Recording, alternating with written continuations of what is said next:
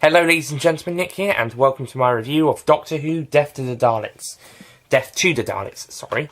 Which is the third story of Doctor Who Season 11, so about halfway through, and it's also the final Dalek story to feature John Pertwee. It's also the only Dalek story to feature this variant of Dalek, a kind of silver and black colour scheme. One Dalek, well actually a couple of Daleks, seem to have orange lights, which seems to indicate that it's the leader. But there's a couple of them where we, at least a few times, where we see that Dalek, and then another shot of the Dalek later. It's normal white lights. For example, in episode 2, a Dalek with orange lights rolls towards some of the Exilons, and then we see a white one one with white lights being attacked by the Exilons.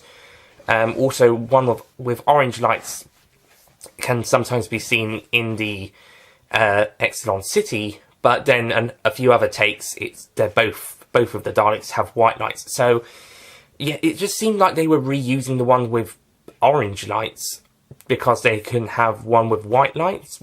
Maybe if another one wasn't able to be used, I don't know. But it's just confusing sometimes. And the plot of this story, I'll simplify it. It's the Doctor and Sarah Jane land on the planet Exelon after power is drained from the TARDIS after they overshoot this other planet. And so they meet up with the Doctor meets up with some humans from a marine space something. But they're looking for this mineral that will help cure lots of sick people on other worlds. Meanwhile, Sarah Jane finds a city, but it's a forbidden city that can only be accessed by the native high priest, and she's to be sacrificed. And the Doctor is able to stop the sacrifice, but first he and the humans meet up with the Daleks, who also lose all their power, and a truce exists, and eventually the sacrifice is stopped. The Doctor and Sarah escape after the Doctor attacks the High Priest and is almost sacrificed if it wasn't for the Daleks coming in and saving the day. And they team up with some Exilons, who non-savage Exilons, some intelligent ones. And actually they have to try and get the mineral onto the human ships before the Daleks take off, as they've now taken over. Whilst Sarah Jane does that, and the Doctor and Bilal, one of the non-savage Exilons, goes off to investigate the city, and eventually two of the humans destroy the beacon on the city, whilst the Doctor and Bilal cause the living thinking city to have a brainwave, and one of the humans puts a bomb on the Dalek ship to blow it up. And so stop it from firing a plague missile at the planet, causing no more life on the planet. And the humans just leave, I suppose, and the Doctor and Sarah leave. I mean, we don't actually see them leave. So, yeah, but the power's been given back. Okay, Death to the Daleks. First half is actually not very interesting. It's pretty dull, it's got some boring stuff. I mean, the stuff about the Daleks being forced to team up with the humans is fun. It's interesting, although when they are attacked by the Exilons, they just sit around doing nothing because they're out of power, and then one of them decides to roll up towards them and get attacked by them. The eye is looking pretty decent, though, with this kind of circle in the middle, and it's kind of silvery, fuzzy thing. Something like you might look down some sort of toy telescope or something sciencey.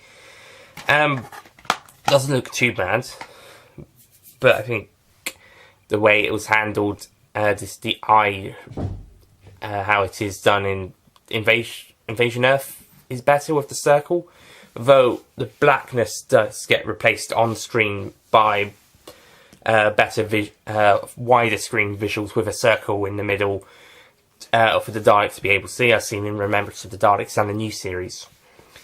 I'm not sure about the others. I'm sure maybe there's some others. But certainly Remembrance, although there are some funny symbols, Dalek symbols on the screen as well, for some reason, but that's another story. The humans, well, there's this one human who's just axed off half in an episode and a half in. That's the commander. He only gets a few lines, I think. And the girl, again, token female character, as I talked about in the Planet of the Daleks review, she just feels there just to have a female character, and she isn't that great. She does some alright stuff. I think the actress is okay. In fact, I think as the same for one of the other male ones, apart from one of them actually does a really great job.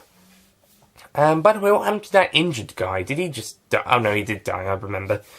I think he was hurt in the first shot of the story. Why? I don't know why, but we had that, and then we cut to the Doctor in the TARDIS. I think it would have been better if we just started in the TARDIS.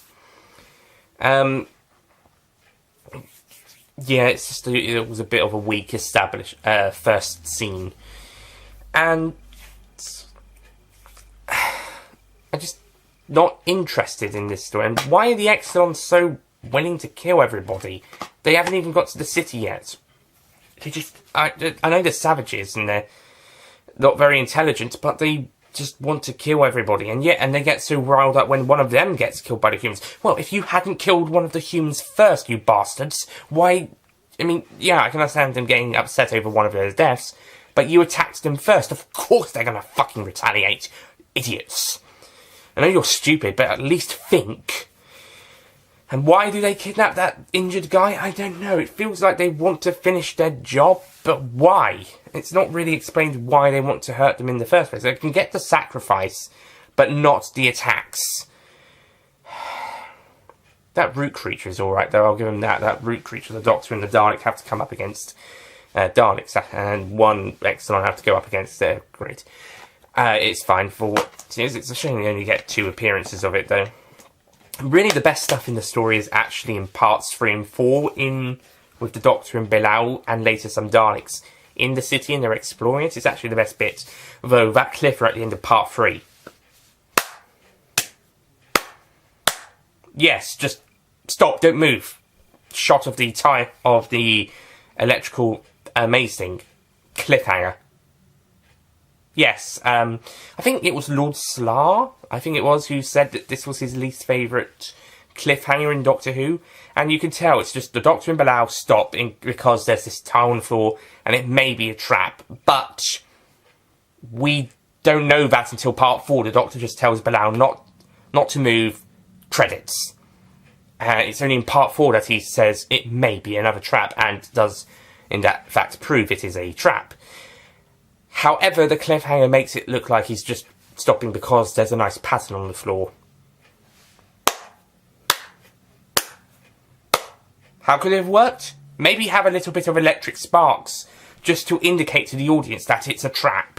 I mean, the Doctor and Bilal don't have to notice the electrical sparks, or maybe it's from something, a scene from later on. Sometimes they can have scenes in between parts of cliffhanger and recap scenes, like in the Time Warrior with Sarah Jane and Hal were looking on the Doctor fighting some of the guards in between, in the part 2 cliffhanger part 3, at the start of part 3. During that bit, they had their little moments where they were watching it. So we could have had maybe something from a little bit later on, and then play at the very end of this bit, and then the next couple scenes of part 4 build up to that bit, and then move before carrying on. Just anything to indicate that this is actually a threat before we get into the credits, as opposed to having to wait till next week and a few scenes later before. Oh yes, it was a trap after all. Jesus fuck. And whilst I remember, yes, the sonic screwdriver is in this story, and yes, it is the Tom Baker version, and I was supposed to mention it in Planet of the Daleks review, and the Doctor has it then. Somehow he managed to get a new sonic screwdriver after the other version was taken away from him. But he got himself the sonic screwdriver that Tom Baker will later use in that story, and he had it in Green Death. Not so much in the other 2, I don't think. But he has it here as well, and it will be in Planet of the Spiders. I'm not sure about the next story. And then Tom Baker's going to hold on to it, and then Peter Davison as well. Until Visitation, at least. So yeah, just to remember. Yes, but yeah, despite the problems with the cliffhanger in part 3, it's the Exxilon City stuff is actually the most interesting, and Bilal is a great character. He's really enjoyable to watch on screen and has some great moments. And I can see why Benji Clifford included him as a companion in the Aimless Wanderings audios, the Bilal of that universe, basically following the Aimless Wanderings version of Death to the Daleks, which we don't hear, but we have some sort of unofficial sequel, or a sequel to that story, that unheard story. That way leads to death. Please go check out the vlog on that. It's really funny. Well, the story is anyway. So but because of how fun Bilal is here, then you can tell why Benji had him as a companion in Aimless Wanderings for so far only 2 stories, but it's 2 good ones though. Yeah, just besides Bilal and Galloway, one of the humans, nobody else, none of the side characters really excite me besides the Daleks, who are always a delight to watch, and they have some great moments. And Michael Wisher again does some great voices after, along with Planet of the Daleks. He has some great voices here, which is more than makes up for what we had at the very end of Frontier in Space. I do not know what happened at the end of that story with the Dalek voices, but thank fuck they managed to fix Michael Wisher's ones, and in fact all of them, for Planet of the Daleks, and they managed to bring in Roy Skelton to do additional voices as well as Wisher on Planet as well, and then Wisher got to do better Dalek voices in that story. And then again here, I don't think he's doing them for Genesis of the Daleks. I think that will be Skelton. Although David Goodison, the second actor to play Davros, will do some Dalek voices in Destiny of the Daleks alongside Skelton, and I think Skelton and a few others do it for the 80s Dalek stories. I don't think Terry Malloy does any voices apart from the Emperor Dalek in Remembrance, but that's Davros in disguise, so makes sense. But anyway, so Death to the Daleks, it's just not that interesting. It's until we get to the city, the scenes in the city. It's actually quite dull. I mean, there's some good stuff with the Daleks, and the Doctor does some good performance. I love his face dropping from a smile to a frown as soon as the Daleks come out. And you know what? But it's not that great. It's not that enjoyable. It's good, but it's not enjoyable. It's not that fun. I don't really think it's that great.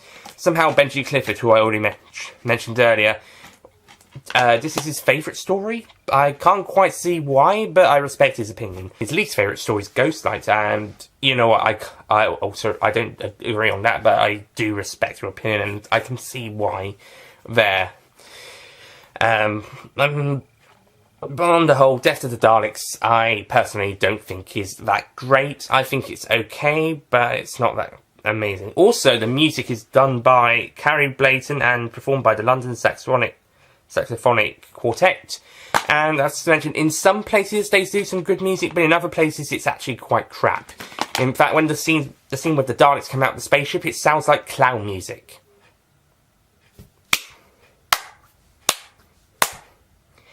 Even Murray Gold clown music sounds better than this. And Murray Gold did quite a bit of clown music. And this just has some awkward uses of music in other scenes. It doesn't quite fit. I mean, they do some good scores, but other scores it doesn't work. It just doesn't work with the story. So I'm going to give Death to the Daleks a 7 out of 10.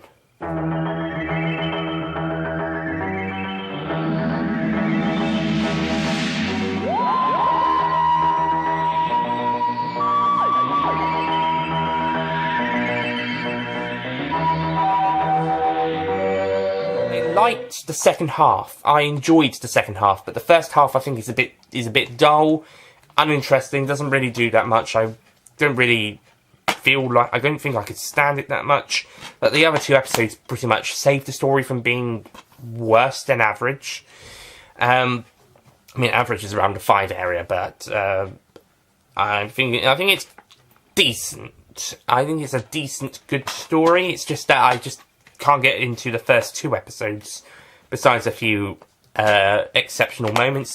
And then part 3 has a bit more interesting stuff going for it, and then part 4 we continue it starts the stuff in the city, and then part 4 continues that and wraps up the story pretty nicely. And yeah, and having the scene where the Daleks are discussing having their true motive. Oh god, that's so obvious. They had to put that scene for early. They had to bring up that, it's not really let's just pretend. early on, and then they'll reveal the plan later on, which you could probably guess, to be honest. So, yeah, but Death to the Daleks, I mean, it's okay. It's not going to light up the world unless you're Benjamin Clifford, which, fair enough to you, by the way, mate. But still, it's alright. If you can get through the first 2 episodes, you'll be fine with the other 2. And, yeah, and it's got some decent stuff. Yeah, so that's Death to the Daleks. It's actually pretty good, providing you are okay with sitting through the first 2 episodes, and then you'll get to a much better second half. A bit like Frontier in Space, in a way. However, the next story I'll be taking a look at is pretty much more unwatchable than any other story I've watched, besides possibly the Space Pirates. This is The Monster of fucking Peladon. God, this used to be one of my least favourites of all time. I think even at one point it was, before I watched The Romans. Of course, that one went up and then it's gone back down a little bit, and now it's at 4th place. Here, I think it went up a little bit somehow, but now I think I would put it back down.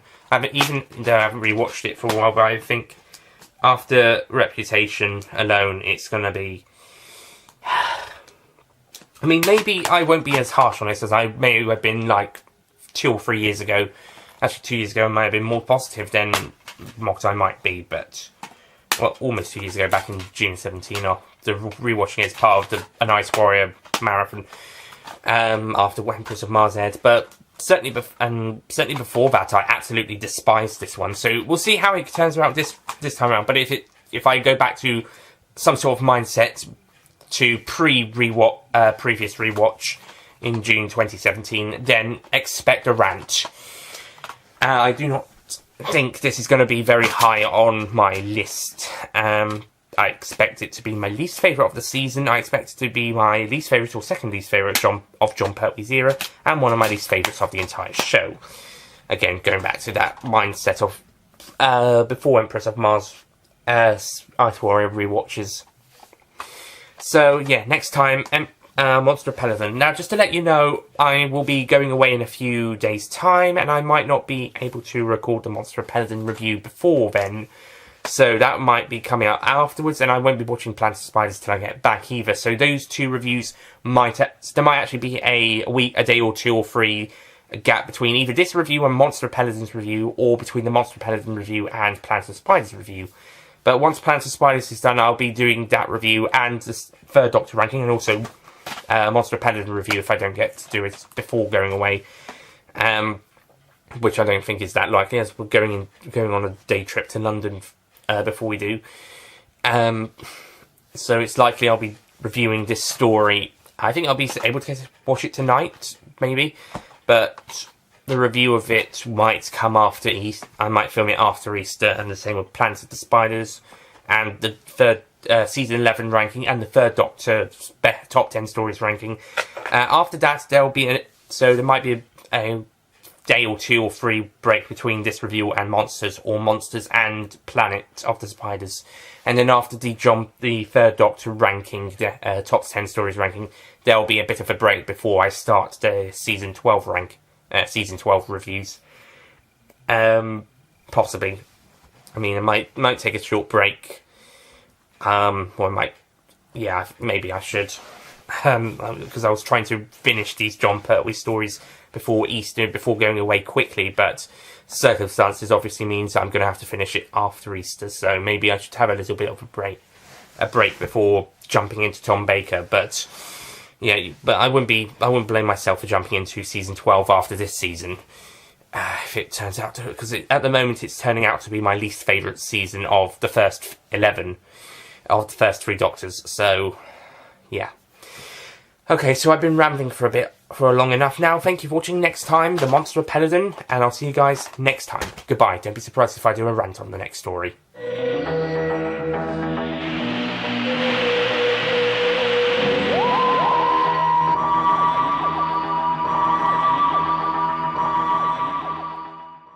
Don't forget to click below to subscribe to the official Nicholas Payne Retro YouTube channel. His least favourite story is Ghost, or at least the classic series, is Ghost Lights. No, Actually, I don't know what is over. Yeah, I just couldn't. Well,